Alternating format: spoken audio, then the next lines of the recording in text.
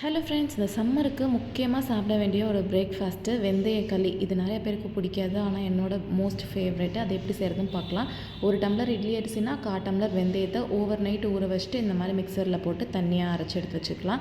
நம்ம எந்த கப்பில் மெஷர் பண்ணமோ அதே கப்பில் 2 கப் தண்ணி சேர்த்துட்டு நல்லா கொதிக்க வச்சுட்டு நம்ம அரைச்சி வச்சுருக்க மாவையும் இதில் சேர்த்துட்டு நல்லா மிக்ஸ் பண்ணிவிட்டு நல்லா கெட்டி ஆகிற அளவுக்கு கைவிடாமல் கிண்டிகிட்டே இருக்கணும். அதுக்கப்புறமா ஒரு மூடி போட்டு க்ளோஸ் பண்ணி வச்சுட்டு ஒரு 5 மினிட்ஸ் நல்லா லோ ஃப்ளேமில் அப்புறமா அப்படி எடுத்து மிக்ஸ் பண்ணி பார்த்தோன்னா அடியிலெல்லாம் ஒட்டாமல் சூப்பராக திரண்டு அல்வா கன்சிஸ்டன்சியில் வரணும். நல்லா வெந்துருச்சான்னு செக் பண்ணுறதுக்கு ஒரு பவுலில் தண்ணி வச்சுட்டு தொட்டு பார்த்தோம் அப்படின்னா கையில் ஒட்டாமல் இருந்துச்சுன்னா சூப்பராக குக் ஆயிடுச்சுன்னு அர்த்தம். வெந்தய களி நல்லா லைட்டாக கசப்பாக தான் இருக்கும். அதுக்கு நல்லா ஸ்வீட்னஸ் கொடுக்கறதுக்காக வெல்லம் இல்லைன்னா கருப்பட்டி இந்த மாதிரி இடித்து எடுத்துக்கலாம்.